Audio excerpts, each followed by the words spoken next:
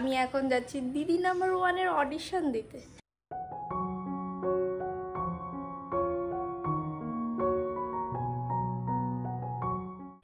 হে everyone, কেমন আছো তোমরা সবাই? তো আজকে খুব একটা ইন্টারেস্টিং ব্লগ হতে চলেছে, যেটা হলো আমি এখন যাচ্ছি দিদি নাম্বার 1 এর অডিশন দিতে। এই বিষয়টা আমি জানতাম না, একটু আগেই জানতে পারলাম যে আমাদের এইখানে মানে ক্লাবে স্টেজ মানে দিদি নাম্বার 1 এর থেকে কিছু একটা বা অডিশনের জন্য কেউ একজন এসছে। তো আমরা সেখানেই যাচ্ছি, আমি আর আমার মা যাব।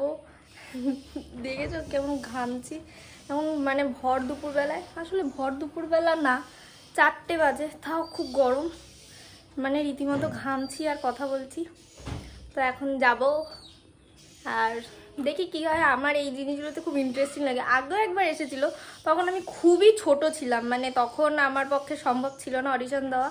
তো আমি এখন যাব, মানে আমার এইগুলোতে এমনিই খুব ইন্টারেস্ট লাগে, মানে আমি সিলেক্ট হব কি হব না আমার এইসব কোনো যাই আসে না, মানে আমার খুব ইচ্ছা করে যাব, দেখবো কি হয়, মানে নতুন নতুন জিনিস আমার এক্সপিরিয়েন্স করতে খুব ভালো লাগে। তো চলো যাই। আমি আর মা এখানে বেরিয়ে পড়েছি, আর যেহেতু বললাম যে বাড়ির অনেক কাছেই ক্লাব, তো তাই হেঁটে হেঁটেই যাচ্ছি। আমরা অডিশন দিয়ে চলে এসেছি, আর যতদূর যা মনে হচ্ছে মাকে দেখে খুব পছন্দ হয়েছে।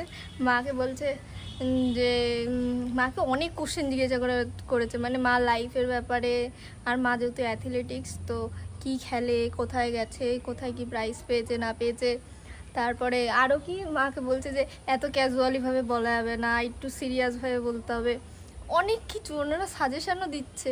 আমার মনে হচ্ছে মাকে দেখে পছন্দ হয়েছে। আর আমি আমার ব্যাপারে কী বলবো, আমি ছ্যাবলাও করতে করতে গেছি মার সাথে, তাই না বলো মা? মাকে দেখে খুব পছন্দ হয়েছে। আমাকে অনেক কিছু শুধরে দিচ্ছে, মানে আমি অত সিরিয়াসভাবে মানে ধরি, হলে হবে না হলে না হবে, মানে হচ্ছে হবে, ঈশ্বর যেটা দেবেন সেটা তো মানতেই হবে, সময় যা দেবেন তো মানতেই হবে, এগুলোতে আমি খুব বিশ্বাসী। এবার আমাকে যা যা জিজ্ঞেস করেছে, আমি এত ভয় নার্ভাস, এই যে আমার পরেই যারা ঢুকলো এত ভয়, কি জিজ্ঞেস করছে, কী হচ্ছে, আমার ভেতরে এসব কিচ্ছু নেই, কিচ্ছু নেই। আমি কোনো এসব জড়তার মধ্যেই নেই, এসব টেনশনই নেব না আমি। যাবো, জিজ্ঞেস করেছে, বলেছি, ব্যাস, এর থেকে বেশি কিছু নেই, অত টেনশনের কিছু না। আমার মেয়েই নার্ভাস হয়ে গেছে, তোমাদের সামনে প্রতিদিন আসে তবুও নার্ভাস, কিন্তু আমার ভেতরে নেই।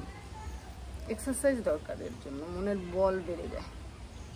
মানে তুমি বলতে চাচ্ছো যে ব্রেনের এক্সারসাইজ, তাই তো? অবশ্যই, এটার জন্য অনেক ধরনের মা খুব মেডিটেশন করে, মাকে দেখে সত্যি ইন্সপায়ার হয়ে যায়, বাট আমি হই না, মানে ছোটবেলা থেকেই দেখে আসছি, তো আমি মনে ইন্সপায়ার হই না, সবাই ইন্সপায়ার হয়ে যায়। কিন্তু এটা হচ্ছে বিশ্বাস, বিশ্বাস নিয়ে করলে সে, বিশ্বাসে মিলায় বস্তু তর্কে বহুদূর, এটা বিশ্বাস নিয়ে করলে সে রেজাল্ট পাবেই, মানে সেটা এই উপকার তার আসবেই, উপকার পাবেই, মানে সেটা অবধারিত। কিন্তু ভেতরের উপকারটাও সেটাও বুঝতে পারবে 45 দিনের পর বেশি বোঝা যাবে।